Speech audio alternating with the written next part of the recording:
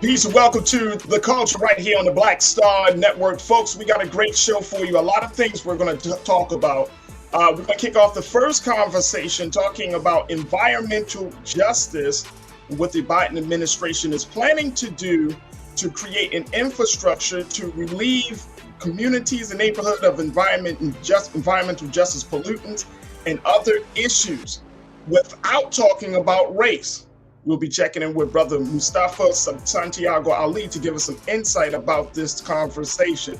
Also, let's talk about the fact that we are seeing a major change in how we're moving forward dealing with this whole Super Bowl issue. We're going to get into some conversation around that. And of course, we're going to talk to our culture crew about all of the things relating to whether it's Mary J. Blige and dealing with alimony, whether it's dealing with all of the other cultural conversations that we're discussing. So we got a lot to talk about. Stay with us. It's the culture right here on the Black Star Network.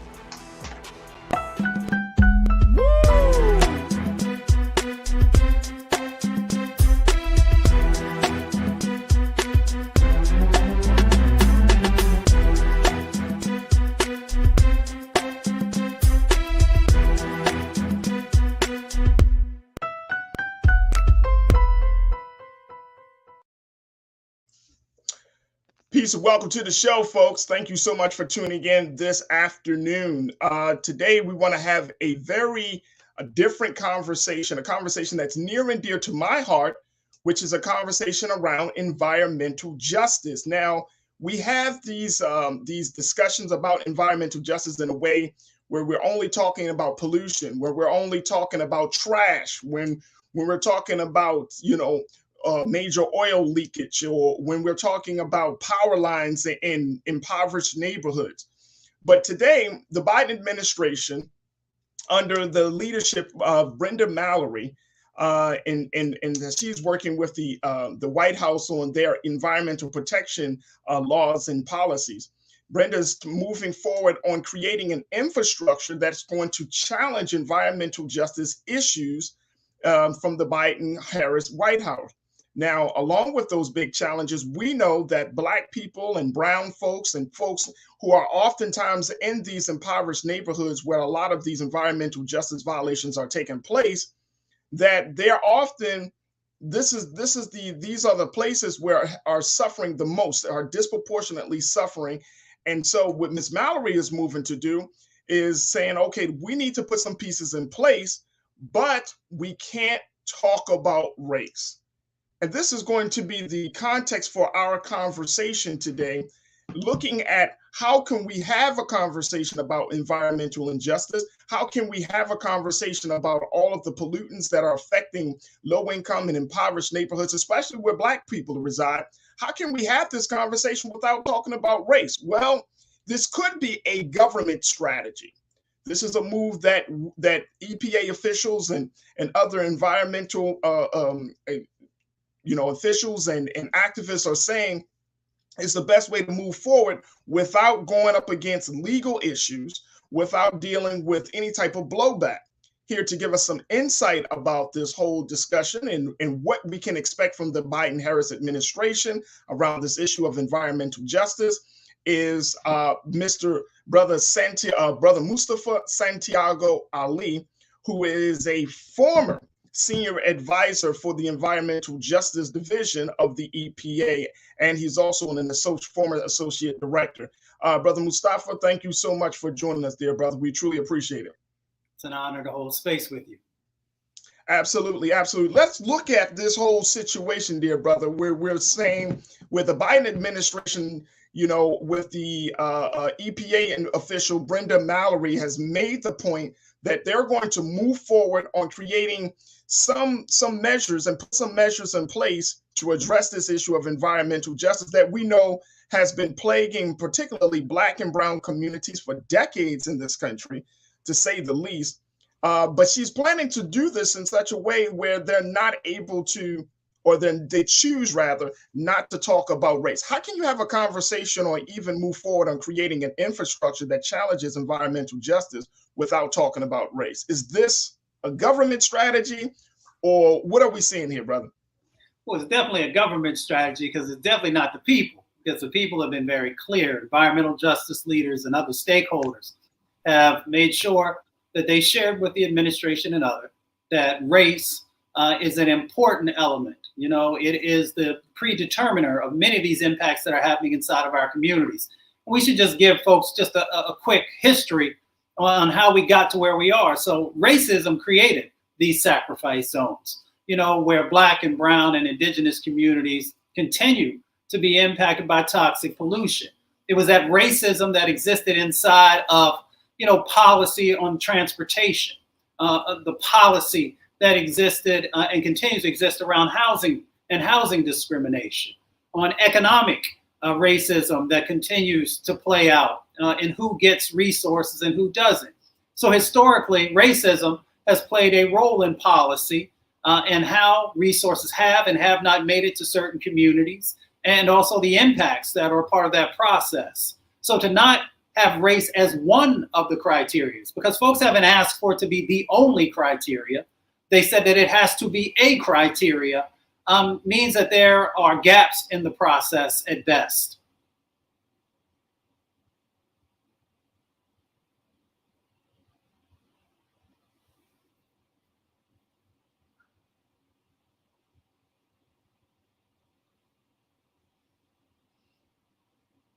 I was just saying we're having some technical difficulties. Let us come back to this conversation and we'll be right back. Folks, stay tuned. We're going to have more talking about environmental racism here on The Culture. We'll be right back.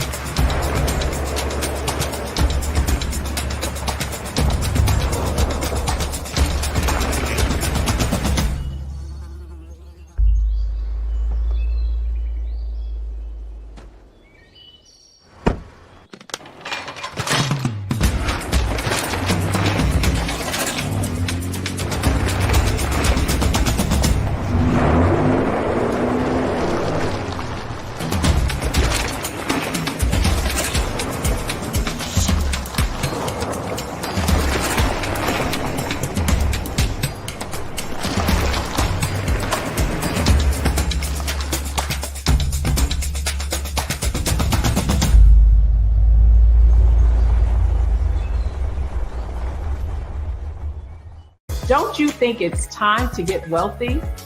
I'm Deborah Owens, America's Wealth Coach, and my new show on the Black Star Network focuses on the things your financial advisor or bank isn't telling you.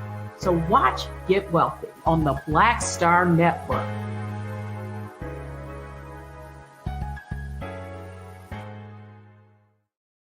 Pull up a chair, take your seat.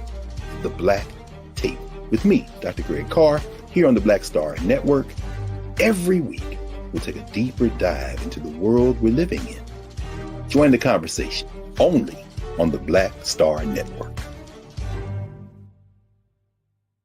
Hi, I'm Dr. Jackie Hood Martin, and I have a question for you. Ever feel as if your life is teetering and the weight and pressure of the world is consistently on your shoulders? Well, let me tell you, living a balanced life isn't easy. Join me each Tuesday on Black Star Network for A Balanced Life with Dr. Jackie. We'll laugh together, cry together, pull ourselves together, and cheer each other on. So join me for new shows each Tuesday on Black Star Network, A Balanced Life with Dr. Jackie.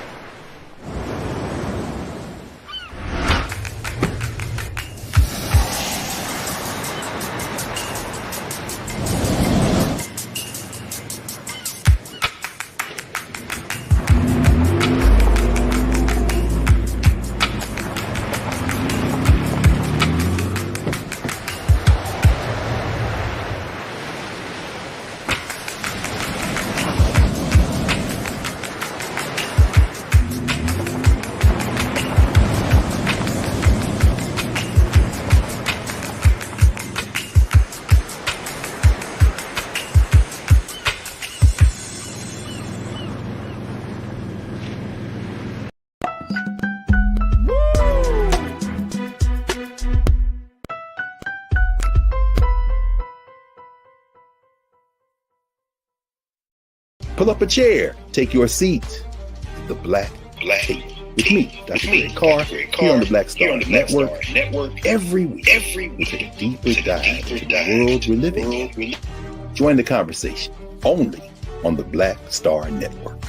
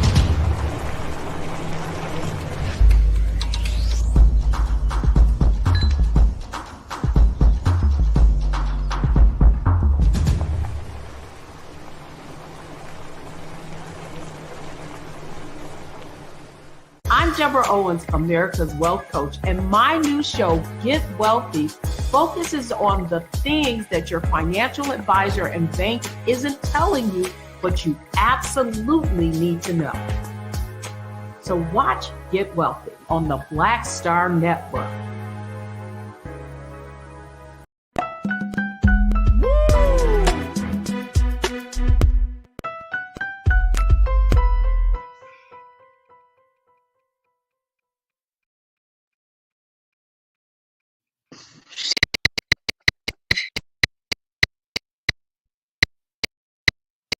Coaches.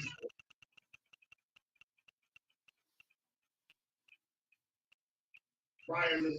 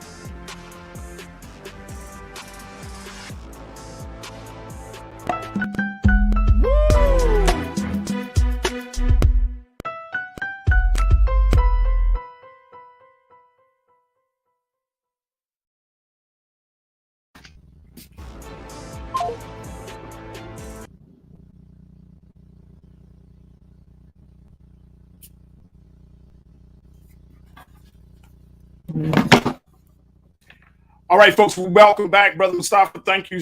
Brother Mustafa, thank you so much for your patience as we deal with these technical difficulties today. I'm sure you understand. Oh, yeah. No, that's all right, man. No problem.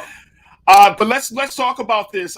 The White House is planning to move forward on creating putting some measures in place to deal with this issue of environmental justice and injustice, environmental racism. And as I mentioned earlier, Brenda Mallory, who is kind of spearheading this effort, she serves as the chairwoman of the White House Council of Environmental Quality.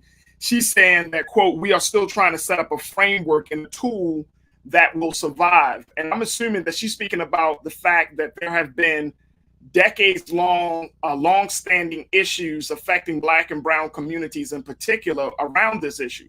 But the big thing is, as you were just explaining to us, you know, you can put these measures in place, but the talk about not including race, which seems to be very weird to me, I'm asking, is that a government strategy? Does Ms. Mallory think that that's the best way she can get some things done without going through any legal challenges? Yeah, well, the last thing I heard you say, brother, was, you know, the question was, you know, is this the most effective way of being able to move forward? So right. folks should understand that, you know, there are these legal precedents that are out there, whether we're talking about the Supreme Court or some of the lower courts that have raised the bar in the relationship of being able to utilize race as one of the factors in making decisions. Yeah. And there is an upcoming Supreme Court case also focused on education, once again, you know, that's dealing with that particular issue. So I'm sure that is a part of the analysis of both Brenda and the administration in trying to figure out how to navigate this.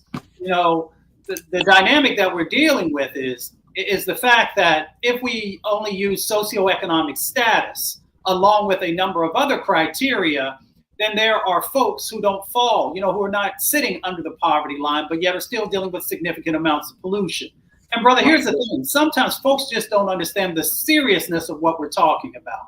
You know, in this country, we've got over 200,000 people who die prematurely from air pollution every year. That's more people dying from air pollution than are dying from gun violence.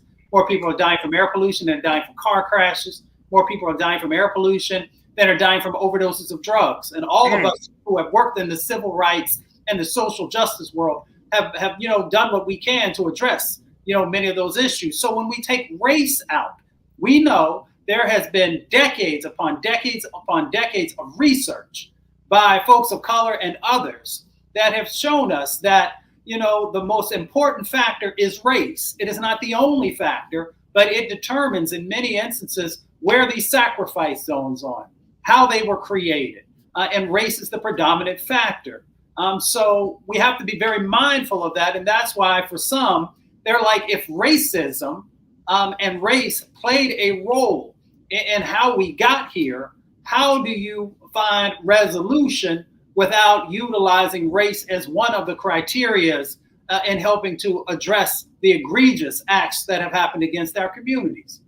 Absolutely. And you know, I agree with you there, dear brother, because I believe that if we don't confront racism, if we can't even say race, then we're going to have a very, very real problem down the road. And it opens up the door, I would think, for people to take advantage of, if you were to use language like minority, if you would use language like disenfranchised or impoverished, or if you look, or the primary metric to determine whether a community gets the necessary resources would just be based upon income, I think that sugarcoats the larger problem, which is that Black and brown communities have been victimized and have been oppressed by environmental issues. Without a doubt. You know, think about it like this for all of your viewers. You know, if we take race completely out as one of the predictors, as one of the elements in the criteria that we use, it's almost like you going to the doctor and the doctor says you got cancer, but I'm only going to treat, you know, I'm only going to treat 70% of what you got. Well, you still got cancer and the impacts that come from that cancer. Racism is a cancer in our country, always has been. And until we are willing to extract it out, you know, to do what's necessary to eventually eliminate it. And a part of eliminating it is calling it out and then figuring out the elements of steps that we have to do to address it. Absolutely. I want to bring in my culture crew members, Nira Muhammad, who is a writer, who is an activist, an educator, and she serves as the host of Queen Talks with Nira podcast. And then we also have Elijah Miles, who serves as the chairman and founder of Tendea chairman and founder of Tendea Family. Excuse me. He's joining us as well. Elijah, Nira, thank you so much for being a part of today's conversation. Always. You're welcome, brother. When we look at these issues, Nero, I'm gonna start with you there.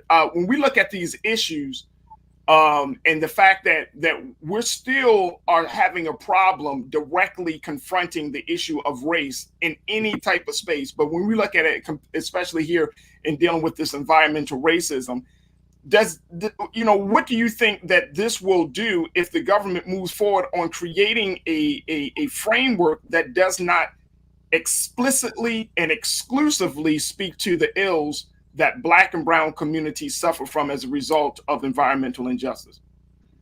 Yeah, so as I was doing my research, I wanted to figure out why they were doing this. And one of the things that they said, or the reason why, is because they're worried that using race to identify and help disadvantaged communities could trigger legal challenges that would stymie their efforts. So administration officials feel like they want to use this system so that they can impact communities of color without defining it as such. To be honest, it's a political move. We already know that. But I personally believe that if you want to get the work done and you think that using the word race or Black communities is going to stymie those efforts, then by all means, I feel like get the work done in any way that you can possibly get it done. I do wish that they could say that it was they were honoring Black and brown communities. But again, if that is going to slow down the process of actually getting that work done, I don't care about semantics. Just get the work done. Just get the work done.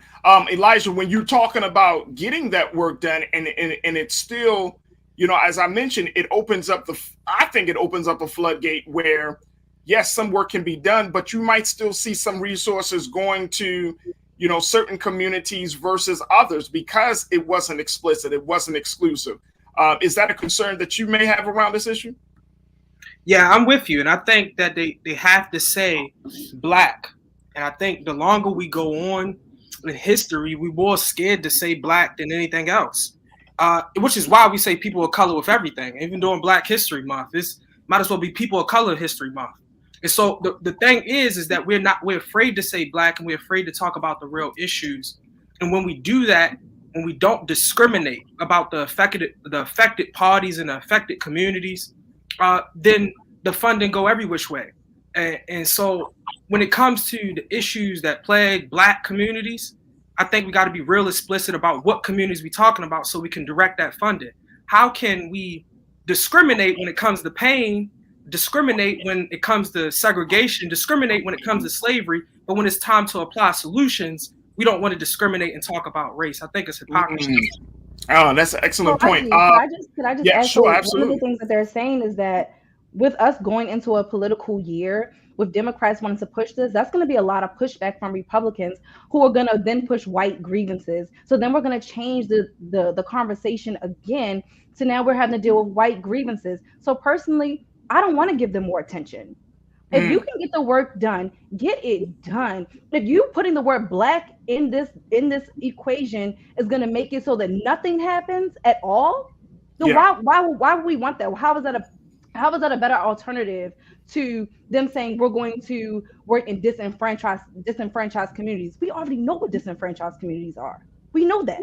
We know that those are Black and brown communities. Just get the damn work done. Stop being so worried about getting your feelings. Oh, please say Black. Please say Black. We know we're Black. We know we're disadvantaged. Yeah. Stop. Just stop. Let them just get the fucking work done. I'm sorry, excuse my language. Get the work done. I'm so tired of us always needing to be coddled by white people. I don't care. I know my color. You know my color. Just do the damn work. Brother Mustafa, yeah, go ahead, Lodge. Go ahead. Mira, you assuming that the Democratic Party or the Republican Party care anything about me and you. So when you say I never said they care about us. When you say we, I completely agree that me and you know what we're talking about. But I do not agree that the Democratic Party, when they say disenfranchised communities, when they say impoverished communities, that they have any good intention about doing that. That's why Black has to be in there. Because when you say Black is in there, it's not going to be done. When you say Black communities, you make sure that the funding goes to Black communities that have been disadvantaged by the processes that we're talking about. But when you don't say Black, then we get the bait and switch, which is why no matter what we talk about Chicago or Detroit or Baltimore City, the communities that we talk about never see change because we never explicit about who we talking about. But check In this out. We word, have black people in politics right now. We have black people in power. Okay, hold on. I just want talking about just in Baltimore City alone. We've had black leadership. We've had black leadership in Baltimore City, and we've seen what black leadership has done. That word black doesn't always mean shit. That's the point I'm making. I do want the work done. I do want to see environmental justice for black communities. But guess what? I don't want to see this turn into a political war over one word. Just get the work done. That's all I'm saying, Elijah. Elijah, I agree with you. Democrats don't have our back. I know that. But I know this government. I know politics. This is gonna be politics as usual, and it's gonna get wrapped up in this rabbit hole of semantics, and nothing's gonna get done. That's I feel like I'm on both sides of the equation, brother Mustafa. Like there are, you know what I mean? Like there are strong arguments for both sides. How do you find the balance? How do you reconcile between both of those arguments? Well, that's the process that's going on right now. So there is a comment period that's coming up where folks get to weigh in, just like the other guests are doing here today, on the best pathway forward. And then folks, at the White House will take that information and they will come up with some type of a final policy, if you will, a set of actions. Now, folks should understand this. The Biden administration for the first time ever has had a president who has not just said the words environmental justice, but actually put some structures in place and has said that there's going to be an all-of-government approach. There's also something called EJ40, which means that 40% of the benefits on the federal side of the equation are supposed to go to, Black and brown and indigenous and API and lower wealth white communities. So we should be mindful of that. But we also got to ask the hard questions. If we follow just having socioeconomic status and a number of the other pieces of the criteria, that there may be 30 or 40% of our folks who won't get resources. That's not guaranteed, of course, but we have to be mindful of those who will fall outside of, what those sets of criteria will actually capture if you don't have, some of the language we've been talking about today. Here's the other part, as I close, that's incredibly important. When we're talking about the bipartisan infrastructure bill, and if there's a piece of the Build Back Better and some of these others that are going to push, hundreds of billions of dollars from the feds down into the states and then the counties and the local governments, the language that is shared at that time is how and where they are going to focus. So we got to be mindful that this is not just about the feds, even though that's this part of the conversation. It is also about the guidance that will be shared, with all these other levels that actually hit the ground where people, are making decisions. Absolutely. I want to just throw this out there because I think it's important for the sake of this conversation to let folks know that along with the determining factor of race, the other metrics that they plan to use in this plan are based on a dozen of other data points. Brother Mustafa, you talked about this: household income, unemployment rates, air pollution levels, and proximity to what they call Superfund sites, incinerators, and other hazards. So it's not, there are other points or other criterion in this whole process. And again, folks, this is known as Justice 40. This is how they're rolling this plan out, because they're calling it this because they're saying that at least 40% of the benefits of federal investments in environmental cleanup, clean energy, and climate mitigation would be felt in disadvantaged communities.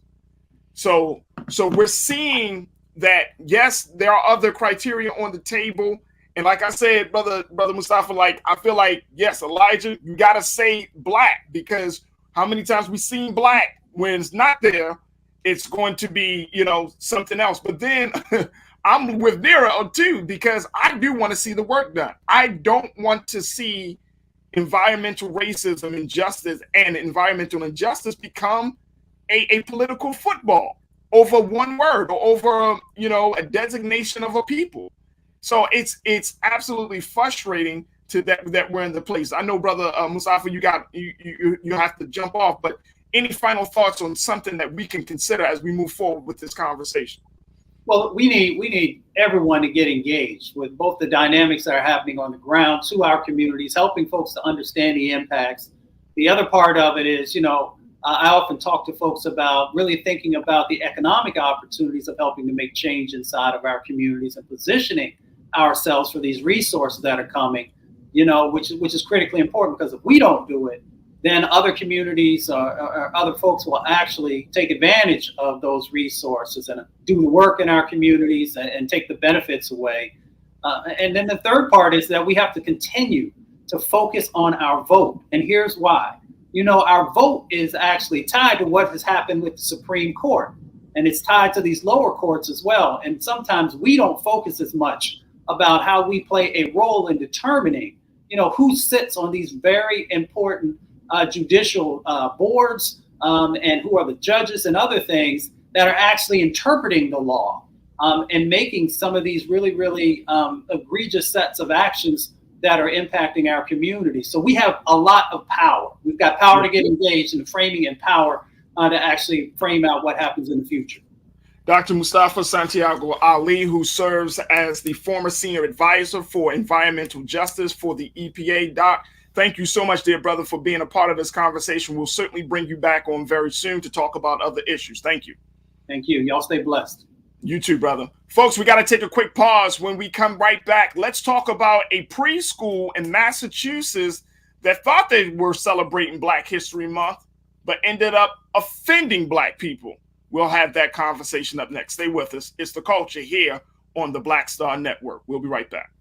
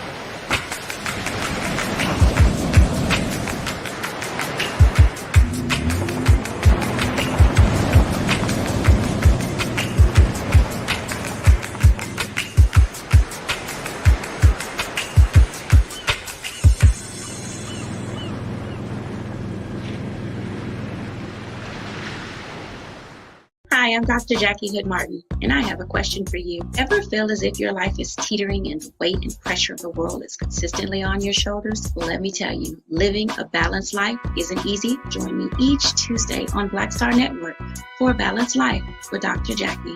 We'll laugh together, cry together, pull ourselves together, and cheer each other on. So join me for new shows each Tuesday on Black Star Network, A Balanced Life with Dr. Jackie.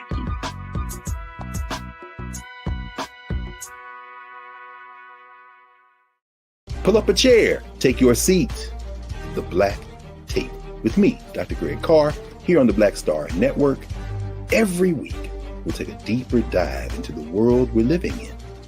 Join the conversation only on the Black Star Network.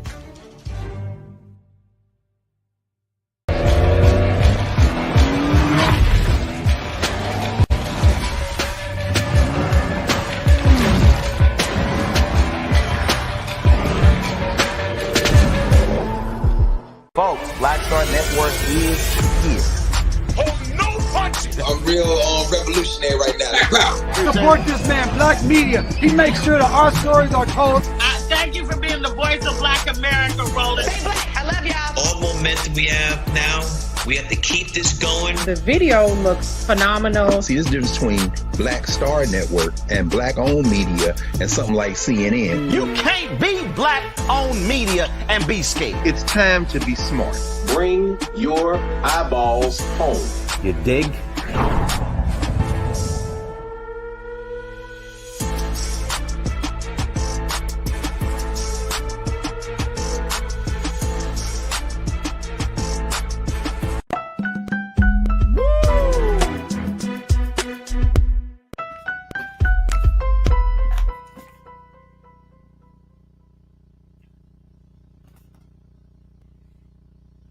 Folks, we want to now switch gears on the conversation as we want to discuss what's going on with one Montessori school. Now, the school is called IC Kids, which is a Montessori school in Massachusetts, but they've been under fire after a teacher after school instructed, check this out, folks, children to wear blackface as part of a Black History Month celebration. Now, according to the reports, the incident occurred last week when the teacher had the children paint their faces black, blackface mask on paper plates that they held over their faces.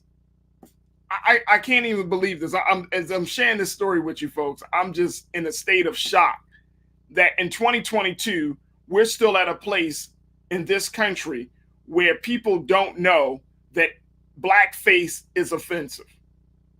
In 2022, we're at a place where people don't know that blackface is offensive. Now, according to one parent, a Black mother, she said that she took her children out of the school saying that it's unacceptable and she didn't understand the concept of this project. But now the school has come out and apologized and said that they're sorry for the mishandling of this celebration. Now, in a letter posted on the door of the IC Kids Montessori School, the school wrote, quote, "To celebrate Black History Month, a teacher and toddler classroom at IC Kids planned and carried out an activity that involved black mask, blackface. One of the parents brought it to our attention and was offended. The teacher apologized to the parent. The director was aware of said incident, which occurred on February 8th, and this was immediately addressed. The activity was removed from the classroom and the teacher reprimanded for such actions." The school noted that while the wording of the Facebook apology was not the best statement, they said they were trying to send a message to say that research for toddler curriculum was not executed or completed in the manner that it should have been, so they apologize to everyone and anyone that may have been offended. I want to go to our resident educator, Near Muhammad, and our other resident educator, Elijah Miles, here of our culture crew, to give us some insight about this. This situation here, I'm going back to my original premise on this, Nira.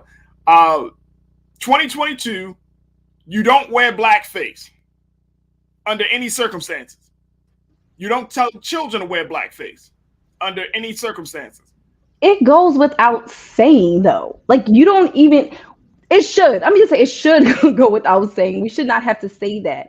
I am all for Black History Month celebrations. In fact, I was the only teacher at the elementary school that I worked at who did a walking gallery and research project for Black History Month every single month. I mean, every single Black History Month.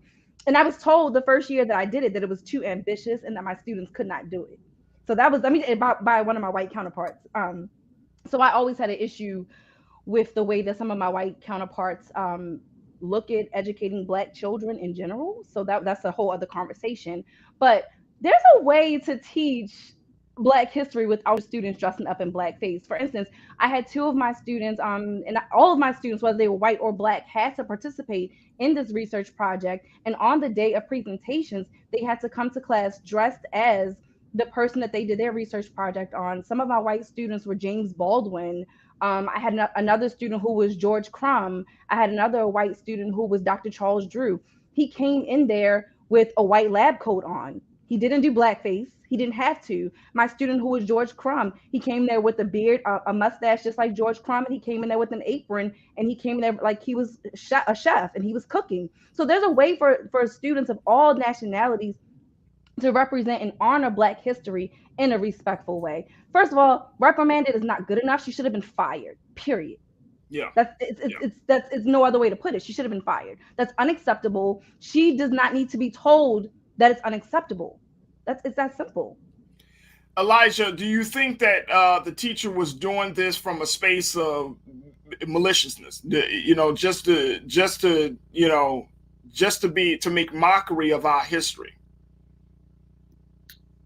It could be a space of ignorance because I have taught in schools, and there are abundant in today's world. There are abundant Teach for America teachers that come straight out of white institutions, working at black schools or working with children, and 19, 20, 21, 22, and don't know the right hand from the left. No offense. And so the thing is that it could be ignorance, and I don't want to assume about the attention. But my point is, what I believe is when will we as black people draw the line? I think this has been a heck of a Black History Month with the critical race theory debates, with the fight against Black History Month, and now with this situation. And I think we as a people had to begin to draw the line and figure out, how can we come together and build our own schools? And I know people hate to talk about that, but why should we as a people have to deal with the public school system as it is? Whether it's in Baltimore or anywhere, why do we have to deal with the public school system as it is? And white kids have the choice between being in a public school system or going to Gilman or Calvert Hall or St. Paul's or McDonough, all these prestigious private schools. So I think we as a people have to begin to think about, Afrocentric schools that's teaching our kids and grounding our kids in who they are and what their responsibility is to the community. Because even if it's ignorance, maybe you too ignorant to be in front of black kids. No, I agree with you. And you talked about the teachers that are coming out of Teach for America. I'm wondering, and both of you, please enlighten me, because I'm really wondering, when they go through that level of training, is there a point, or is there a part of that training that includes cultural sensitivity, for lack of a better word? Is there a part of that training that includes that, you know what, you may be asked to work in a predominantly black school? No. If you go through the Teach for America program, you're going to work in an urban school. That's part of the program itself. But teachers, oh my God, I can't tell you how many diversity, inclusion, biases, trainings we have to take so many of those professional development trainings. They are a nuisance. I personally hate sitting through them, because Farajii, I can't even tell you some of the stuff that comes out of the mouths of some of the teachers when we're sitting through. Are they completely? But I'm saying, are they like completely clueless? Like if you. Like, I'm saying, let's have a real conversation about race, that some white people are completely clueless. My biggest issue is that they come in thinking they're like a white savior to black children. And when you come in with that mentality, you cannot create giants, because you teach from a level of pity. You don't think that they are great. Oh no, they can't do that. I cannot tell you how many times my seasoned white teachers have told me, Miss Muhammad, that is too ambitious. That's too much. They can't do that. Oh my gosh, did you really tell the students to go start over? You damn right I did. You damn right. Nope, wrong, start over. Yes, I taught my students that way. And when I tell you how much they appreciated it, how much their parents appreciated it, I did not teach black children in a way in which I pity them. You're great. And I'm going to show you how great you can be. And I cannot tell you how often I saw that. And that was one of the reasons I wanted to get out of the system, because it was sickening, Farajii. I can't even tell you. Elijah, I'm not treating these kids like they're a charity case. Yeah. And I think that's one of the big things that we're seeing, because teaching, and I'm a huge advocate of teachers, obviously, but more importantly, it's like, I know that teaching is not just a job; it's a calling. It's a calling. It is a labor of love, because one, we damn sure don't pay teachers enough money that they deserve for dealing with some of these children, in terms of all of the developmental challenges of some of the children. We don't pay them enough for that. We don't give them the respect. I mean, yes, we have little days like National Teacher Awareness or Teacher Week, or all of those things. But I'm talking about true respect for the educator, for the classroom teacher, is beyond just giving them a little day. It's beyond that, especially when you're talking about systems, Elijah, that don't really do their due diligence to provide the resources, the funding, and the support that teachers need. You have teachers who are great teachers on their own, but they're in crappy schools. And so if the culture of the school is one of, like Nira pointed out, one of pity, the culture of school is one of, well, we'll just teach them a little bit because they can't handle a lot. If that's the culture, brother, then I don't see Black people coming into the teaching profession in droves, and I don't see Black children being edified by the teaching of some of these folks. What's your take on that? No, that's the truth. There is a culture of low expectations for Black kids, and it does come from it comes from, and this is why liberals are sometimes white liberals are sometimes no better than white conservatives, because they still have the racism in their minds that Black kids and Black people are inferior. And so the liberal is just more sympathetic to that. And the conservative is more like, yo, you know what I mean? Let them do for self. So the point is, what white liberal teachers that are in these schools, they definitely do look down on Black kids. And they don't see value in the Black community. They don't see value in the neighborhoods that they come from. They don't understand the neighborhoods they come from. They don't understand the culture that surrounds their life or the problems that they deal with. They want nothing to do with that. They come to save. They come to do their mission that they feel like they got from God to raise up. To tame the savages. To save the savages. To save the savages. And so even at like private schools that are set up for poor Black kids, because they are those from Catholics and different things like that, the goal is to civilize the savage. Let's put a tie on them. Let's teach them how to talk white. Let's teach them how to walk like how we walk. Let's teach them how to write how we would write, because it's the underlying that if we could just civilize them, their situation would be better. But it is definitely a culture of inferiority and low expectations for Black kids. And with a culture like that, I agree with Nira. You can't produce giants. You can't produce people that's going to come and shift and change the world, because in the back of their mind, they still think inferior. And that's why even the best of us, as Carter G. Woodson points out in The Miseducation of the Negro, even the best of us that come from these schools or go to college, we don't come back and do nothing for the community, a lot of us, because in the back of our mind, we got to play the game.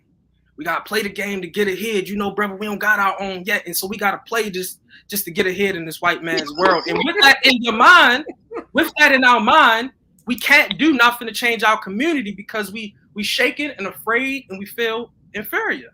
So let me ask this. I think many people are wondering the idea or the proposed solution that people put on the table, saying, if you want to change how education is done, especially with Black children, we need more Black teachers.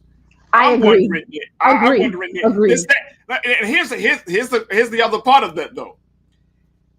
Are we just talking about Black teachers that are just going to come into a system and just kind of go along, get along type of mentality, curriculum? Or are we talking about really having Black teachers who has a consciousness to understand the dynamics of race and poverty, to understand the dynamics of history, to understand the dynamics of some of these Farajii, that's the thing. So like at Morgan State University, they have a program. The elementary education program is for urban teachers. It's designed for teaching the Black and brown child. So that's another thing. We talked about HBCUs and the importance of HBCUs. If you go to an HBCU like Morgan State University and you study elementary education, you are being taught to teach the Black and brown child. Again, even as a teacher, I told you when I came in that first year, I hated the books that my principal gave me to teach. The next year, I scrapped them. And then guess what? Before entering my third year, I wrote the curriculum for 5th grade. Now, whether or not the 5th grade teachers use the curriculum that I wrote, that remains to be seen. But you damn right, get into education. I can't even tell you how many kids that weren't in my class were coming to me in the hallway. I wish I was in your class, Miss Muhammad. Black children want to be taught by Black faces. The amount of I've had students who I've had other teachers say, "Why did you talk to that student like that?" Oh my gosh, and I could, because they looked at me like I was their mother. And they knew that when I talked to them that way, it came from a place of love. And they would say that to me, Miss Muhammad, thank you for not taking it easy on me. Thank you for holding me accountable. When you have a 5th grader tell you thank you for holding me accountable, you are doing your job right. Come on. So so now we're at this place, Nira and Elijah, where we're seeing this incident at this Montessori school, which is considered to be, well, most Montessori schools across the country, they're considered to be a little bit better, quote unquote, than what we normally like than the public school system. It's more of I'm assuming it's a charter school, if I'm not mistaken. Yeah, their philosophies are different. The structure of the classroom is run a lot more different. Children are a lot more independent. It's a lot more hands-on work. And it's a smaller classroom, right? Much smaller classroom. Montessori schools can be great, but again, it depends on the educators, It depends on the curriculum. I know they have a lot more wiggle room with their curriculums than your standard school. So you have your public schools who may use a more rigid curriculum. Then you have your charter schools. Some of those schools, they may have purchased curriculums, or they could leave it up to the teacher to write their own curriculum. Personally, I did not go to 4 years of college to be a teacher to have someone write my lesson plans for me. What was the point of me going to school for that? So personally, I like having the autonomy to be able to write my own lessons because that's what I went to school for. I'm trained to do that. I didn't go to school to have someone say, here, this is what I want you to teach. I need the outline of, this is a unit, this is what they need to know. But then I like having the autonomy to be able to teach it the way that I want to teach it and create lessons that I know are more impactful for my students because I'm a creative and I teach creatively. So let me ask you, Elijah, as we're looking at a situation like what was just happened in Massachusetts, what do you recommend that parents and community members do if a school or if a teacher step way out of bounds like this teacher did at IC Kids in Massachusetts? How do you move forward from that? Well, I wanted to add also another point into the conversation that what I've found in schools is that if there's a low expectation for Black kids, there's an even lower expectation for Black boys specifically. So as we talk about more Black students or more Black teachers coming into the school system, which is to be debated, but if that's the case, you definitely need Black male teachers because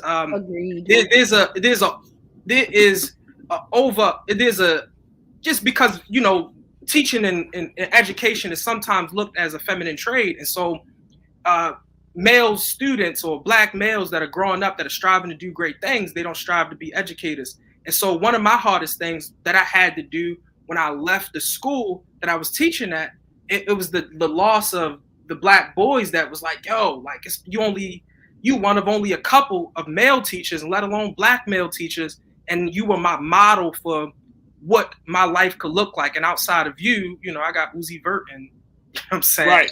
That was Elijah, you gotta be careful, man. It was this Black teacher at my school, man. All the moms was on him. All the moms, I was like, oh. Yeah, the parents think you got more money than you do. Listen, and look, he was like a tall, bald-headed Black man. All the moms was, can my child be? Yeah. I'm like, oh, well, God. You know what? You gotta watch that. You gotta watch it. And you know what? It's something that somebody told me, the good Black man syndrome. Yeah. The good Black man syndrome is basically, you are the father figure. You are the best coach. People have done this for years with me. Can you mentor my son? Can you coach me? Can you spend some time with my son? And it's like, I got children. I got this to deal with. I'm over here like, no. Absolutely. I can't step up in that role. You know what I mean? But I do hear you. I truly agree with you that, some of the most dynamic teachers that I've come across in all my years have been, of course, been Black women, but it's certainly been some of the Black men. I can name you about 2 or 3 off the top of my head that I have seen in the classroom who come with a level of firmness, but a level of love, like Nira described, that you don't see from other folks. So that is huge. And I think that, when you look at it like this community in Massachusetts with this Montessori school they have to step their game up. They have to make sure that those Black men and those Black women are there. And the huge problem, which is beyond the teacher's pay grade, is that these districts aren't doing the best in hiring the most qualified Black teachers. They're not doing their best. They're doing very, very minimum, almost mandatory work to even interview Black teachers and to bring them into their system. So there's still a lot of work to be done. But here's my take on this apology and all of that. They knew what they were doing. This 2022. You can't say that you were ignorant that blackface is not offensive to Black people. Don't tell me that. Don't tell me that. That's a bunch of BS. All right, look, I got to take a quick pause. When we come back, let's come back and let's talk about the issue that we're finding around the country, which is this dealing with this idea of restorative justice. Now, how are we dealing with restorative justice?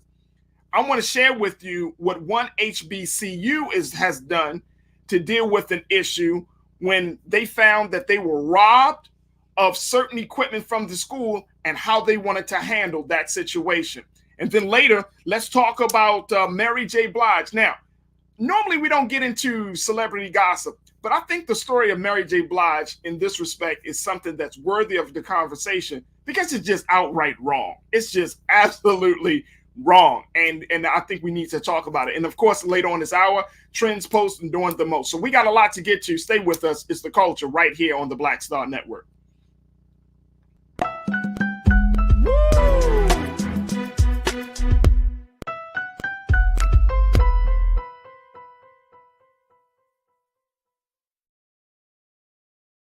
Don't you think it's time to get wealthy? I'm Deborah Owens, America's Wealth Coach, and my new show on the Black Star Network focuses on the things your financial advisor or bank isn't telling you. So watch Get Wealthy on the Black Star Network.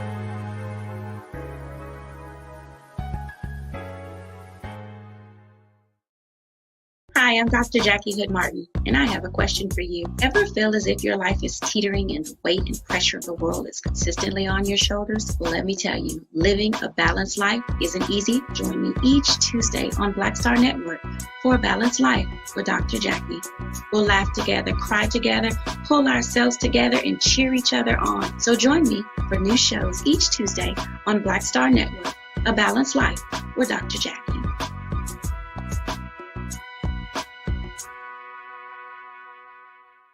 Pull up a chair, take your seat. The Black Tape with me, Dr. Greg Carr, here on the Black Star Network. Every week, we'll take a deeper dive into the world we're living in. Join the conversation only on the Black Star Network.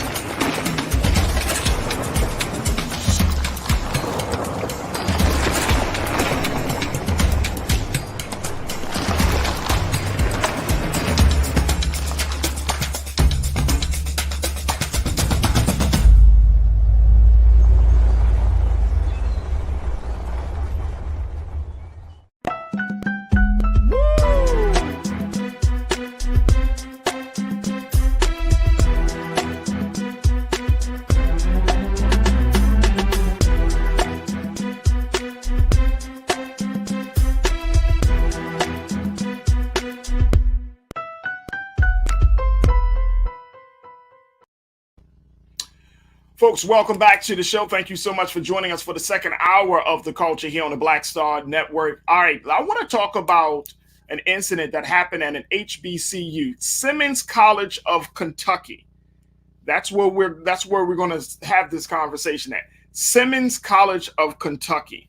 They were broken into and burglarized 2 times last week in thefts that totaled thousands of dollars worth of equipment that was taken from the HBCU. 2 different thieves went into Simmons College and decided to steal $45,000 worth of computers and audio gear from Axton Hall on Simmons College property and campus in Louisville, Kentucky. Now, 29 laptops and pieces of sound equipment were robbed from the school in the middle of the night.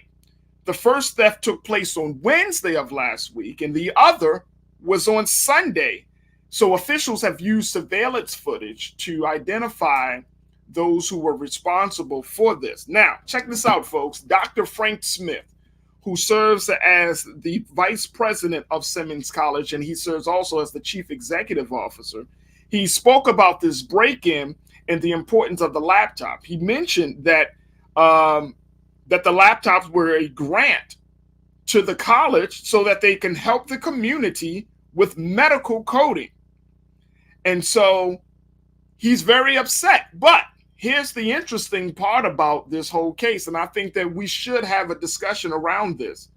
The interesting part is that even though he could have pressed charges and move forward on taking a legal route to address this issue, he is proposing something very different.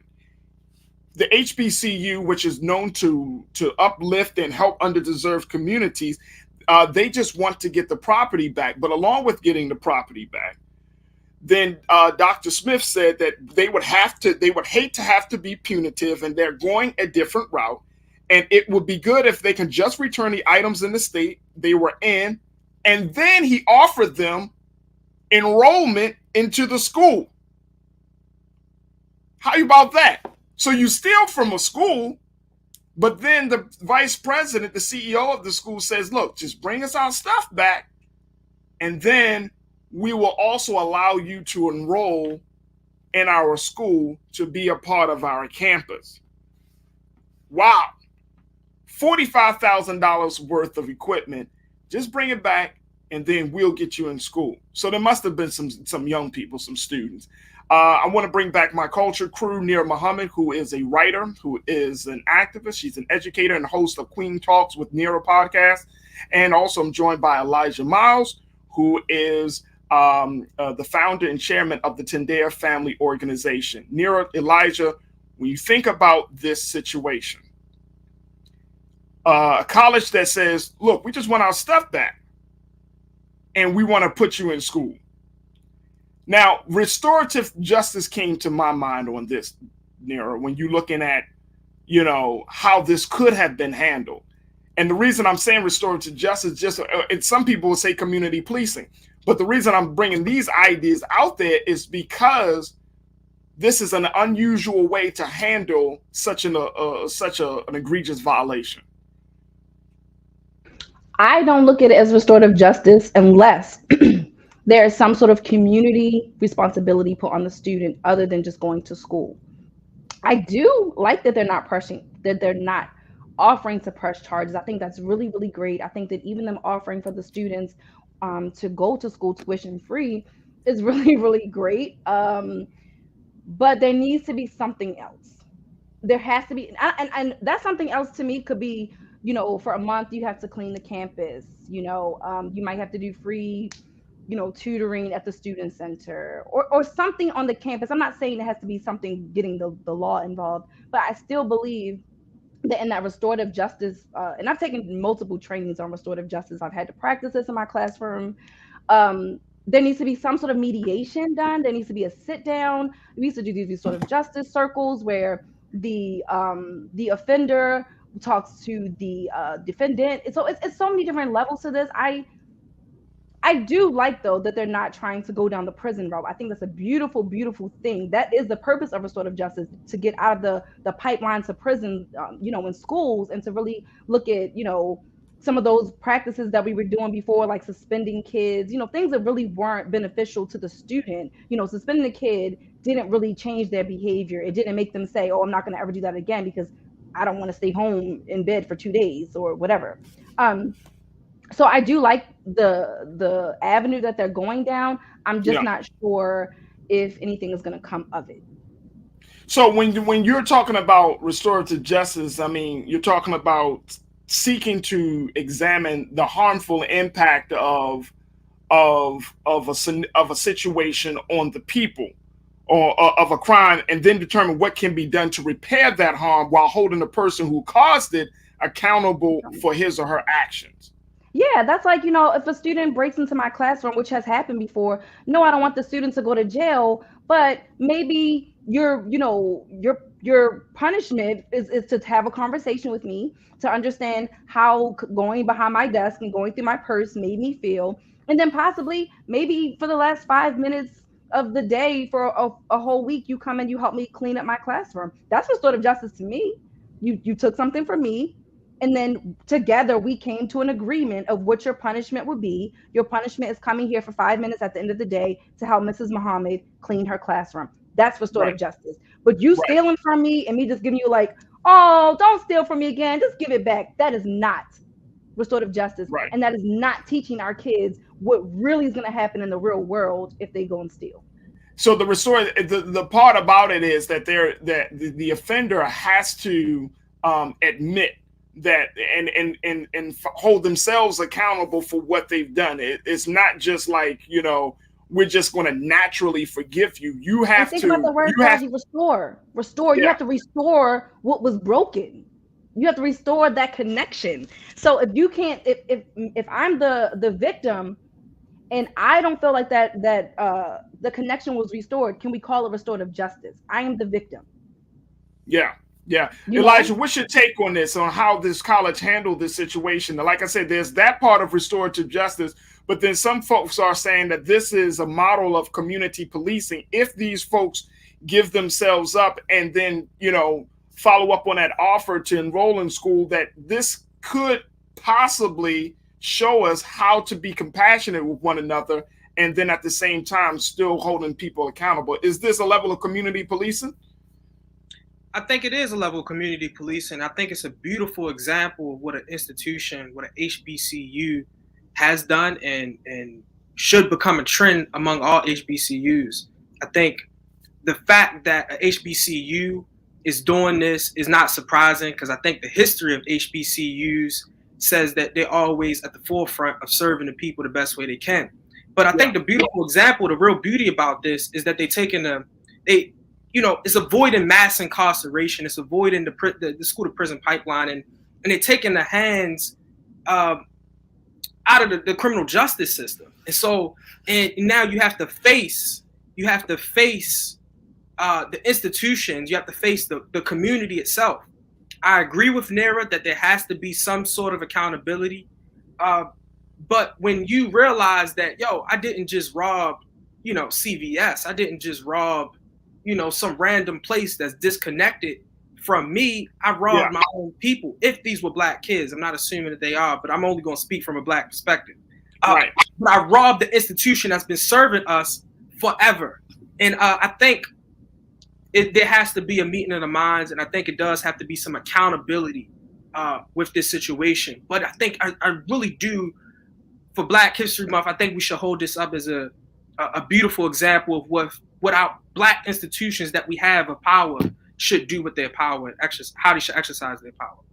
Some people, Elijah, would go as far as to say that when it comes to Black people offending other Black people, that our response, and we can have a lot of conversations about it, but our response is oftentimes very milquetoast, very weak. You know what I mean? Like we're not so hard on our own violators within the community. We're hard about those who come in from the outside of our community and violate us. But when it comes to our own, we don't use the same standard. For example, people have said, during the great, when we saw this rash of police shootings, people say, some people were, why are we getting upset with the police when Black people shoot themselves each and every day? I do believe that we're sometimes not hard on our own. And the reason we're not hard on our own is because we know, as Black people in the Black community, we know that our community is not organized enough to do something about our own. And that's why I say that the HBCU doing that is a beautiful example of what to do with power. But in the Black community, when the brothers is on the corner and they harassing and terrorizing our neighborhood for whatever reason. You could say it's economics. You could say it's lack of education. You could say it's a breakdown in their family. When they're doing whatever they're doing in our community for whatever reason, we as a community, the 9-to-5 working black man, the 9-to-5 working black woman, we're not organized enough to be able to do something about that, to say, yo, look, we can find you employment, but you're not going to be selling drugs out here. We're not organized enough to do that. And what I would say is that what it spits on the legacy of the civil rights movement, it spits on the legacy of our ancestors, is that the 9-to-5 working black men and women stay on the sidelines and don't organize themselves to do things about the stuff that's in their community. It's easy to report the police department to some higher force. It's easy to point out these people that's in positions of power to somebody else that's bigger than them. But the people that's in your neighborhood, that's on the corner, other than calling 911, you're not organized enough. The so-called good of us is not organized enough to do something about the negative elements that happen in our community. And so out of fear and out of powerlessness, we sit by and watch and gossip about it. And so I think it is a real desire that we have to have a real movement to organize ourselves, or else we're not able to do stuff about that except tweet and Instagram about how crazy it is. I was just thinking about when Elijah was talking, it made me think about, do you guys remember the young black man? His name was Kendrick, and he lived in Park Heights here in Baltimore. And he was murdered a few years ago because he didn't want them selling drugs, like using his yard to sell drugs. And he was building that fence to protect his family. And I think that speaks to what Elijah was saying. A lot of times, often, we are afraid, and we're like, you know what? I do want to say something about this, but is it worth my life? Is it worth my children growing up? So yes, that will take some organization. And we've seen that though. We have the FOI that are out in the community. I know we have, the Justice League who's been out in the community. We've had 300 men. I mean, LBS. I mean, I know Elijah. I've seen Elijah out in the community. Like literally, I've been driving down the street and seen Elijah. We had to pull him from the streets to do this show. Literally out there cleaning the streets with his group and team. And I've been like, that's amazing. And then we'll take our son out and we do the same thing with Nigel. So I do believe that there is a lot of us that are trying to organize, but we have to get more and more people on board. Yes, we do show more compassion to Black people, but I think too, Farajii, it's because we understand each other. We know that's not really our nature. We know that is because of all of these other reasons. And that's not to give somebody a pass, but that's because you really do have to come from a different perspective. You do got to lead a little bit more with empathy than with hate. Because we're already getting that in the world. And you know what? And I love that. And that was going to be my next point, Nira, which is that, when you're looking at idea of community policing, when you're looking at the idea of restorative justice, the underlying or common denominator between those two philosophies and methodologies is having empathy and love. Like you have to come from a place of empathy, compassion, and love. Because I see this happening when we have discussions about, Elijah brought it up, like when you have a discussion about what to do with the Black drug dealer in the neighborhood, right? Like, the Black drug dealer, his circumstances or her circumstances, right? You know that selling drugs is going to devalue the neighborhood. You know that selling drugs is going to lead to people being violent and possibly being killed.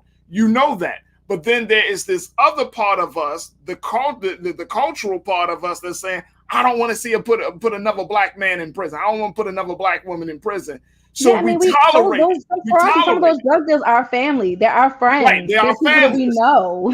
You know what I mean? Like, just because you're a drug dealer doesn't mean that you're a bad person. I mean, not saying this, I want you to be always selling drugs in my community, but again, we have to look at some of the reasons. How did this happen? What can we do to help reform this person's life? If we're going to take away them being a drug dealer, what are we going to replace that with? What does that look like for them? What does that look like for their family? So again, that compassion goes a long way. But here's the other thing. And Elijah, I think that you have often talked about this on your social media. I'm of the school of thought, brother, that I'm only willing to help you. Not only, I won't say that.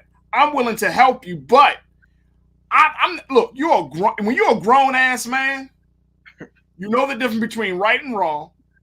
You know the difference between doing good and doing evil, right? When you are in that space of violating the community, whether you sell drugs, whether you are, you robbing people, whether you raping women, or you doing some crazy madness stuff, that at this end of the day, it's like, yeah, I hear all of that pain that you're expressing and you're behaving from, but I'm only going to offer the olive branch, and I think we should only offer the olive branch, but for so many times, like after a while, you just can't keep offering.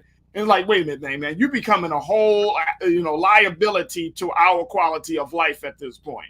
So, we can't have you just running recklessly through the neighborhood, through the community, because you Black, and we don't want to see nothing happen to you. And this is one of the issues, because we don't know how to balance empathy and righteous judgment. So our community is a no judgment zone. Yo, man, he's selling drugs. You don't know his life, man. He raping people, man. You don't know his life, And the thing is, when we live in a no judgment zone, where we can't discriminate between right and wrong, I don't care why the rapper is rapping that. He's rapping garbage when it comes to, as it relates to our community. When we can't discriminate between right and wrong, we unable to lift up right and condemn wrong. Not people, not condemn the people, condemn the action.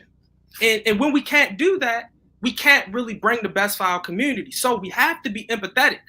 But even the solutions to the economic problems our kids may be dealing with, even the solutions to the broken down of families that may be happening, all of those solutions arise through organization. We're not close enough as a community. We are like every neighbor, every person in the Black neighborhood is like a nation. Yeah, a nation unto themselves. I'm a little nation. I'm a little tribe. You're a little tribe. And I care about me and mine. I care about my kids. When we say Black community, it's really a figure of speech to describe Black people, because we really don't live in a community. Because when it comes to unity, oneness, because that's what unity and the Latin term means, is oneness. We're not one at all. And far as sacrifice, being willing to die for this stuff, I believe that until the 9-to-5 Black man or the 9-to-5 Black woman that has a family, until that person is willing to sacrifice, as Malcolm X sacrificed and was killed, even though he had 4 daughters and a wife, even though as Martin Luther King sacrificed, even though he had wife and kids, until we are willing to sacrifice our lives to change our community, the community won't change. And until we will sacrifice time, blood, energy, whatever it takes to change our community, won't change. And not only should we do that, I feel like because of the sacrifice of those that came before us, we have a duty, we have an obligation to do that. We must do that. And it's not because we want to die, but it was generations of us. And I end on this. It was generations of Black people that were on plantations, that were born slaves and died slaves. We go to beginning of slavery and end of slavery. It's people that was born and died. 400 years, Elijah. 400 years, brother. Sacrificed their lives so that we can sit here and have this conversation. And then today, we allowing ourselves and our community to stay away because we are not willing to make that sacrifice today because of my kids and because of my family and because of my livelihood. And I think it's disrespectful to God. And I think it's definitely disrespectful to our ancestors and our people and our future generations that are not even born yet, that will have to live in this mess if we don't correct it. No, I think that's an excellent point, dear brother. And the level of sacrifice that is required. And people tend to believe, you brought up the great Dr. Martin Luther King and great Malcolm X, but people tend to believe you have to make that level of sacrifice. I don't think you do, Nira. When we're talking about changing the community, especially talking about changing the culture, and I think this is one of the big conversations where the culture that we live in plays a huge part on how we interact and engage with one another, right? So, if you go out to any affluent neighborhood in any part of this country, you can't run up in those neighborhoods with loud music. You can't put trash on the ground. You can't just walk around just aimlessly without somebody saying, "Excuse me, are you okay? Do you need some? Do you need some help? Or what are you doing?" There is a checks and balance system an unwritten checks and balance system, a culture of checks and balances that exist in those communities, which keep those communities in a place of privacy, clean, keep those communities in a space where they can be affluent and not have to be worrying about all of the other elements around that neighborhood. So Farajii, it makes me, as you're talking, I'm literally thinking about Snowfall. I'm literally thinking about the first season of Snowfall, the way the show came on, the beauty of the Black community. And I'm thinking about where we are at the end of, what were we at, season 4? And you can see how the community looked from season. And I encourage each of you, just go back real quick and look at the very first episode of Snowfall and look at the last episode and look at the community. That explains a lot. I'm gonna just start there in terms of what our communities look like. But my sister and I were literally just having a conversation about how back in the day here in Baltimore, there were all these homes, like the neighborhood that my grandmother grew up in. All of those homes now are completely vacant. But we were talking about how back in the day, every Sunday morning, you would see grandmothers out there bleaching those marble steps, bleaching them. We would see grandmas out there with their brooms sweeping. We took care of our neighborhoods. Elijah made a beautiful point about how we saved the Black community, but we're not a community anymore. We stopped being a community when we stopped caring about the way that our front looked, just even something as our porch. We stopped being a community when our kids in the neighborhood couldn't run in and out of each other's home anymore. When we stop allowing each other to raise our kids, we stop being a community. So but we can look and see when that happened. If you look at the history books, you can literally see when the Black community began to turn, how the Black community began to turn. And now we just have to figure out how to restore it, because that's gonna be our word for today. We got to figure out how to restore the Black community, because it was beautiful and we took care of it and we loved our community and we were out there every day making sure that it was clean without being told to. We have to get back to that. Absolutely. Absolutely. Elijah, I'm going to let you get that final word in, brother. So what I would say, because you brought up y'all bringing up a beautiful point, and definitely, Farajii, with this culture. And Nira's bringing it up too, that there was a culture shift with the crack epidemic. There's a culture shift with the coming of drugs and the changing of the economics of our community. And also with factories going, it's a culture shift. But if it has been a culture shift, the question is, how do we make the culture shift back to what it was, or make the culture shift back to a more positive culture? And for me, you can't do that outside of organized groups of people, because the culture is the way of life, the values, the principles, the morals of a group of people. And if we agree that our community is not a community no more, then what group of people is going to institute the culture? It's one thing to theorize about what the culture should be, but what group of people is going to institute the culture in a real life community? And that's why Tendea Family is grounded in a real life community. And we saying, yo, we're going to change this community and we're going to make this community better. And we got to be willing. And the reason we got to be willing to sacrifice our lives, Farajii, is because in a community like ours, which is wild, wild west like sometimes, by saying, don't do that in my yard, you might get shot.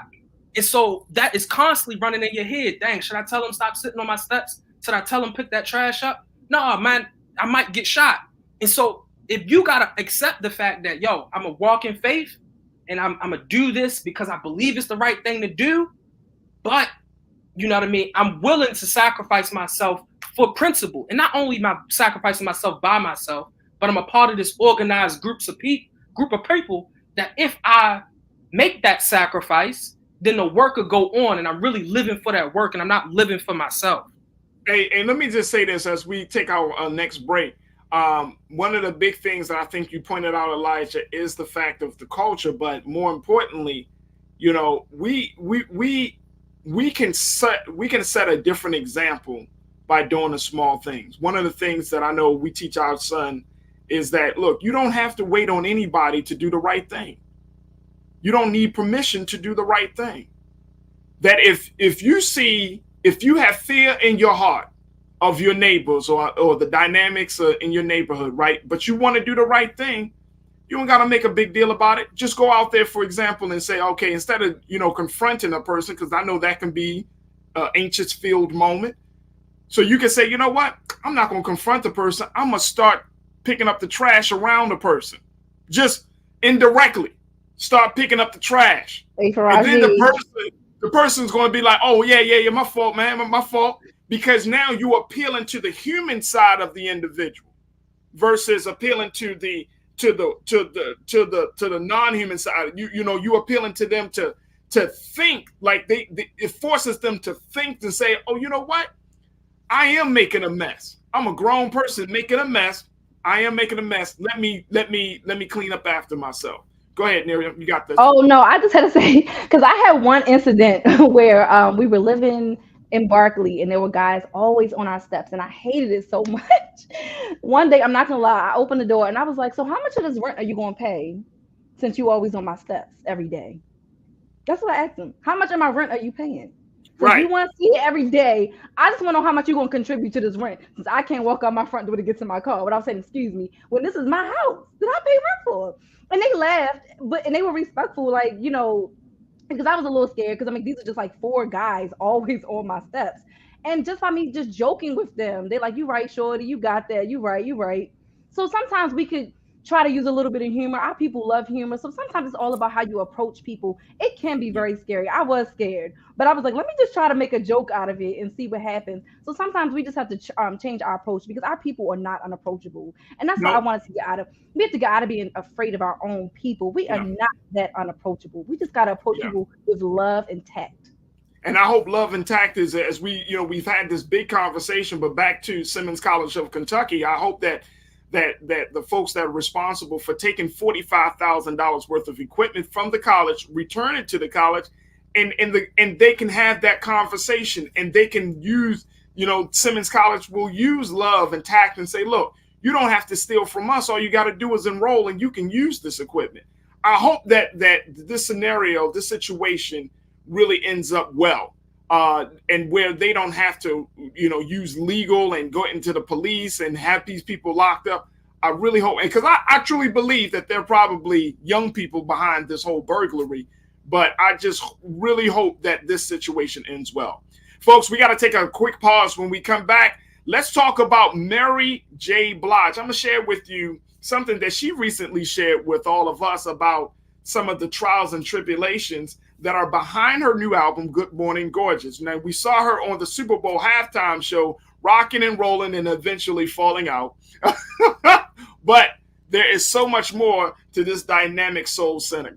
We're going to have that conversation. And we got trends, posts, and doing the most. So stay with us. There's a lot coming up in the final 30 of The Culture right here on the Black Star Network. We'll be right back.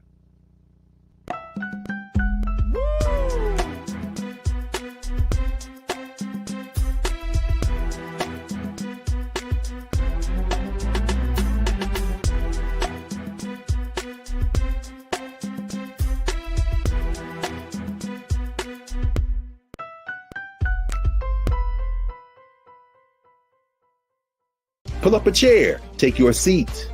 The Black Tape with me, Dr. Greg Carr, here on the Black Star Network. Every week, we'll take a deeper dive into the world we're living in. Join the conversation only on the Black Star Network.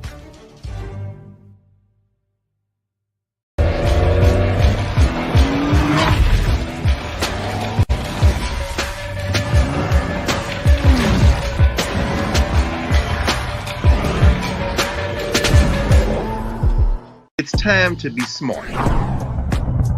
Roland Martin's doing this every day. Oh, no punching! Thank you, Roland Martin, for always giving voice to the issues. Look for Roland Martin in the whirlwind, to quote Marcus Garvey again. The video looks phenomenal, so I'm really excited to see it on my big screen. Support this man, Black Media. He makes sure that our stories are told. See, there's a difference between Black Star Network and Black-owned media and something like CNN. I got to defer to the brilliance of Dr. Carr and to the brilliance of the Black Star Network. I am rolling with Roland all the way. Honored to be on a show that you own. A black man owns the show. Folks, Black Star Network is here. I'm real revolutionary right now. Roland was amazing on there. Stay black. I love y'all. I can't commend you enough about this platform that you've created for us to be able to share who we are, what we're doing in the world, and the impact that we're having. Let's be smart. Bring your eyeballs home. You can't be black-owned media and be scared. You dig?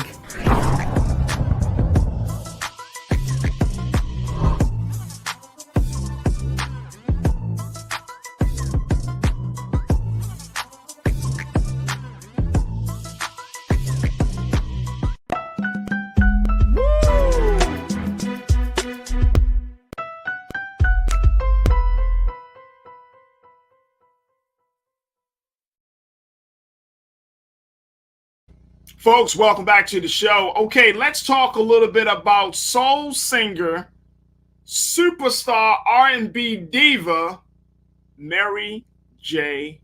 Blige. Now, we saw her put on a dynamic performance for the Super Bowl halftime show. She was looking great, she was feeling great, and she was rocking in the dancery. You hear me? Rocking. But according to a recent interview that the singer did, she shared that one of the biggest motivations for her new album, Good Morning Gorgeous, and I have to say this, folks, I absolutely love Mary J. Blige. Like, I've been, of course, if you watch Ghost, which is what, Power Book 2, you know that her character, Monet Tejada, she gives you all types of situations. But after looking at her and her performance in that space, and then also just really reflecting, like I listened to her new album, some of the cuts from her new album, it's absolutely beautiful and dynamic. And when you start to look at her as an artist and how long she's been in this game, and I want to bring my culture crew for this one, Nira Muhammad, Elijah Miles, when we start looking at Mary J. Blige and the impact and influence that she has had on this game of hip hop and neo soul, I mean, one of the things that I will say about Mary is that she has been consistently, she made a song about it. She's been consistently Mary. You know, her sound has evolved, but who she is, she's never shied away from telling her story, speaking her truth. And she's always had this deep level of authenticity that you just don't see too much, especially from women who have been a part of this industry for so long as she has. And she still looked like she would take off them high boots and knock you in the face if you come across real crazy to her, right? But here's the situation. She went on to say in this interview where she said that she got a new song on her album called Rent Money. And she explained that the inspiration behind this situation, behind that song, was when the fact that she had a divorce from her ex-husband, Kendu Isaacs. And this divorce was a public divorce. It was a messy divorce, but essentially she had to pay alimony to this one man. They didn't have children there. She got to pay alimony to this one man. And the alimony that she had to pay, this thing is just mind-blowing, which was $30,000 a month that she had to pay for alimony. For one man, to one man. Now, this happened back in 2016. This was a period between 2016 and 2018. So she was kicking out $30,000 a month for a 2-year period until it was finally decided upon that she wouldn't have to keep paying alimony. And she said that she literally had, the only way that she can keep up with this alimony was that she had to go on tour and make the money off of her tour sales or her tour. But then she also said in the course of that she couldn't pay her own rent. She putting $30,000 out to her ex-husband, but then she couldn't literally pay her own rent, and she fell into a deep depression and despair. Nira, I want to get your take on this first, and then Elijah. But when you hear a story like this, what comes to your mind? I could tell you the first thing that came to my mind. And that's I can't say on air. I'm gonna say the letter start. The first word start with a P, the second word with an A, and the last one with an N. He is a. I'm gonna say that. No, but honestly, I feel bad for her, but it just. Tristan Thompson out here paying $40,000 a month per child. He got 3 of them. So that's $120,000 a month. $120,000 a month. Right. I know my cousin boyfriend just lost his whole entire check to child support. I mean, a whole check, just gone. Yeah. So I mean, Mary, it is what it is, baby. Black men, men gotta go through the same thing. That's what prenups are for. You knew that man. Obviously, he didn't have the kind of money that she had going into the relationship, or he would not have wanted or needed that much alimony. And she said he was spending all of her money. So Mary, why did you get with a broke dude? You could get anybody.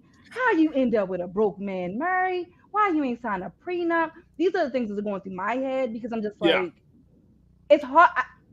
I don't feel bad for her any more than I feel bad for the men who go through the same thing. There are literally men out here who are kicking out just as much money in child support and alimony. This is the part of being a celebrity.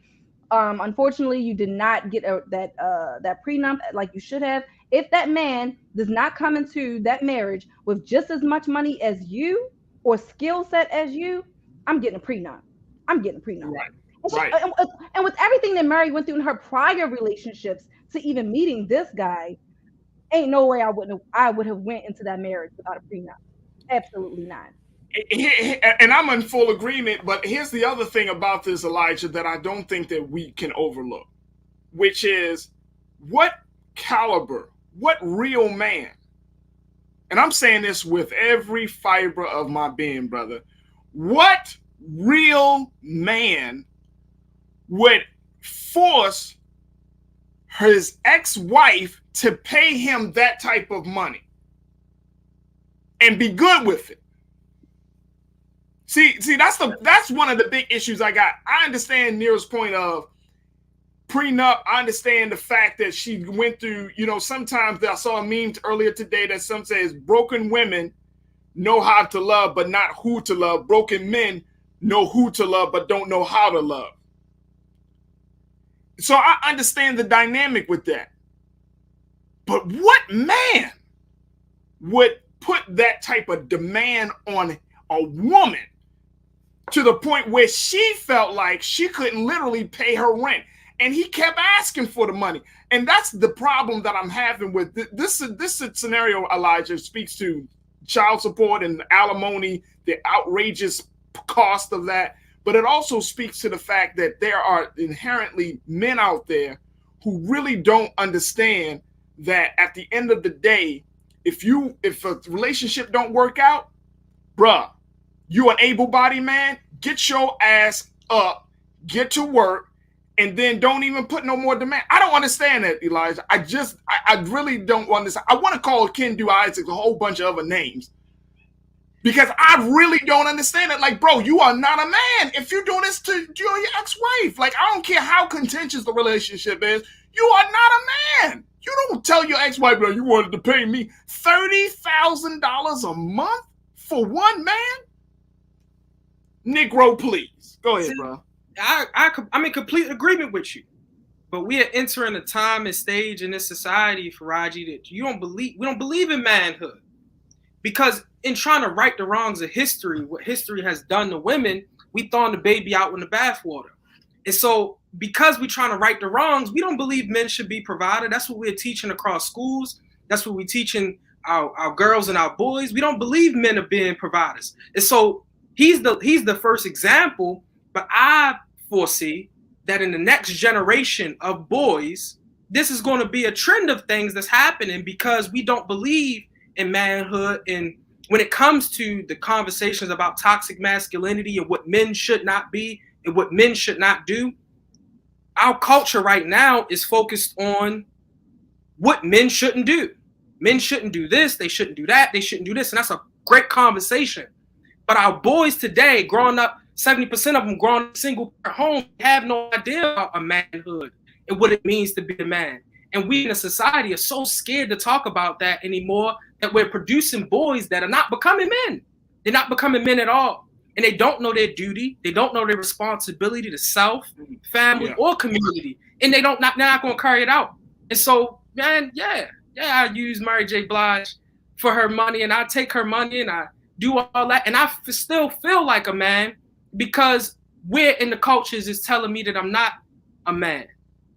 Because man, you know what? Go ahead, say it again, brother. The feminist line of thinking Nah, you ain't no man. No, you. Well, it's equality. That's what we focused on. We focused on equality. Everybody be the same. And so when it comes to the Mary J. Blige situation, this is an indication of the same. And what you're saying, I'm in so agreement with that. Everything can't be the same. A man is supposed to be striving to be a provider. And when the relationship ends, you keep working and try to strive to support the woman and children if you have them.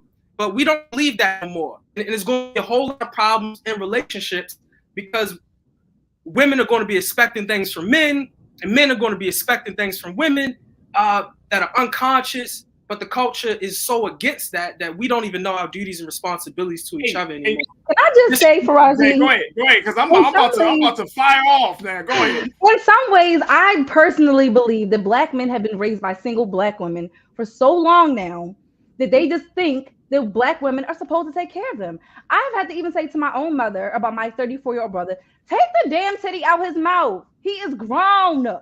He's grown. Stop treating him like he's a damn child. Black men, and I'm not saying all Black men, because I do know a lot of amazing Black men who even were raised by single mothers, but I personally think that has in some ways, I agree with what Elijah said about everything that's been equal. I can't even tell you how many Black men I hear now talk about they supposed to pay half the rent and come home with dinner made. What? So I'm paying half the bills and doing all the housework. That's not half, main man. That's not half.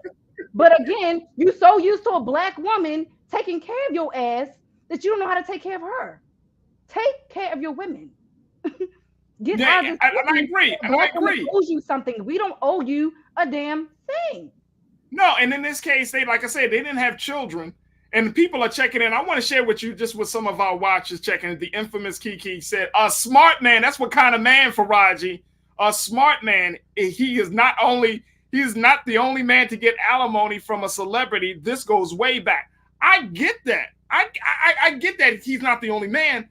I'm just saying, deep inside of every real man, you have this little monitor, this little meter that says, you know what, I might be overstepping my bounds in a little bit in this space. He is corny. But I couldn't walk around. Personally, I'm mad at Mary for getting with this broke dude because she got a right caliber of man like Elijah and Farajii. You know what I mean? You wouldn't even be trying to take her money. It's about the caliber of the man that you deal with.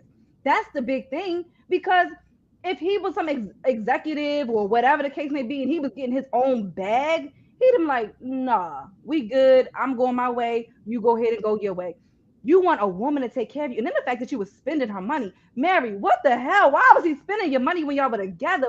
It's so many issues with this situation. Yeah. I'm looking at Mary like she crazy. Because at the end of the day, we as women have to start taking some responsibility for the men that we choose to not only lie down with, but then to get into relationships with. He did not become a bum yesterday. He didn't. No, and a couple of people, Epic Change, my guy who always watches us here on the Black Star Network, says it's automatic thinking at this. First, he said, you're right, Nira. It's automatic thinking at this point. How many Black boys don't experience a two-parent family? Too many. All the way up north said he was her manager. Okay. $30,000, and he can't manage money, You can't manage. See, Mary said, Elijah, that when she would go and you know, give him the money, he talking about he don't have it no more. He spent it all. Bruh, $30,000? You blow $30,000 in a month? Come on, man. All right, let me share with you. How to flip it and reverse it. Look, Zoe checked in on my. Wait a minute, Zoe checked in and said, Farajii, so happy you brought this topic up. I listened to Rent Money, and I knew it had to be something different because Monet not struggling to pay rent.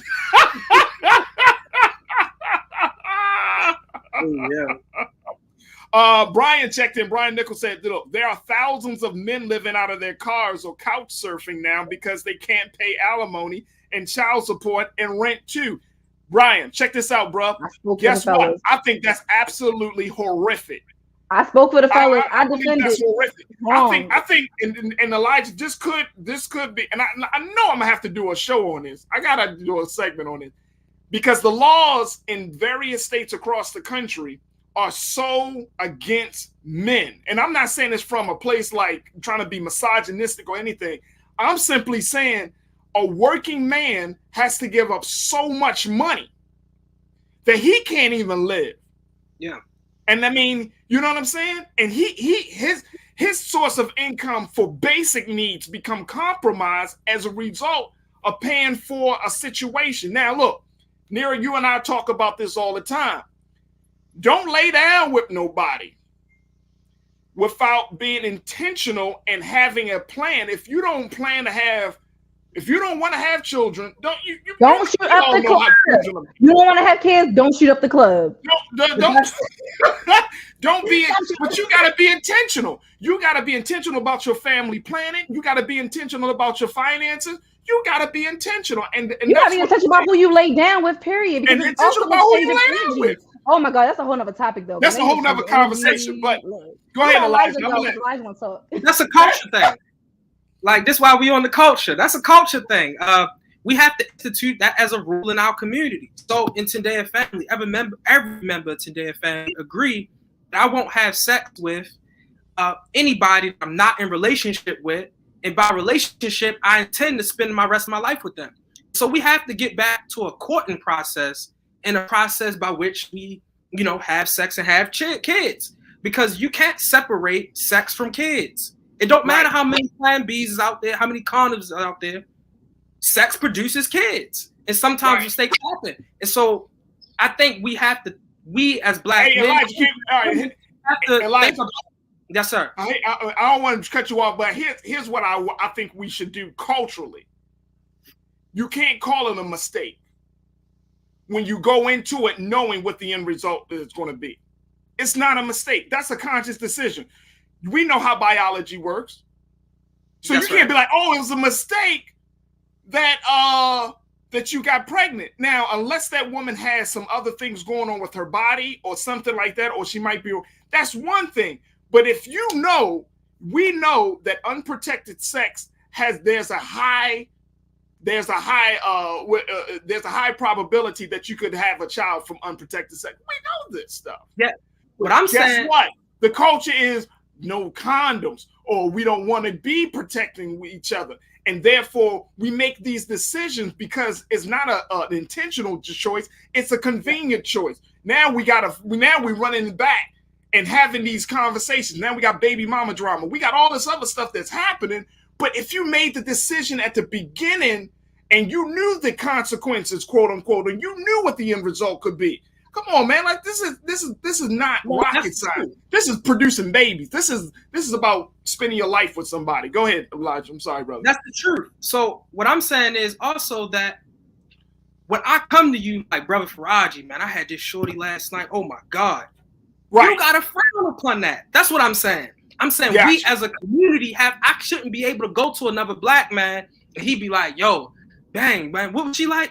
Who was that? And I get a pat on back about that, because as long as our community does that, then it'll keep happening. Because if I get the affirmations and I get the pats on the back for rolling like that, and now, instead of Black women staying where they are, or women in general staying where they are, they like, man, we can do it too. So it's even getting worse because both of us doing it now. Right. And yeah. You dragging, I'm dragging, Elijah. Yeah, everybody dragging. Everybody, I'm not. What we doing? People that's not from Baltimore, we apologize. The point is, though, we gotta stop. We gotta stop shagging and dragging out here. So let me tell you, we do have to stop. Look, Epic said the real reason is that we can't get that feeling with condoms, and we won't be honest about it. Man, look, let me tell you something. No. Hold on. I gotta tell the ladies. Hold on. Let me just, I just want that out there. Get some condoms. You get that feeling for 2 minutes, man, and then you got 18 to 21 years.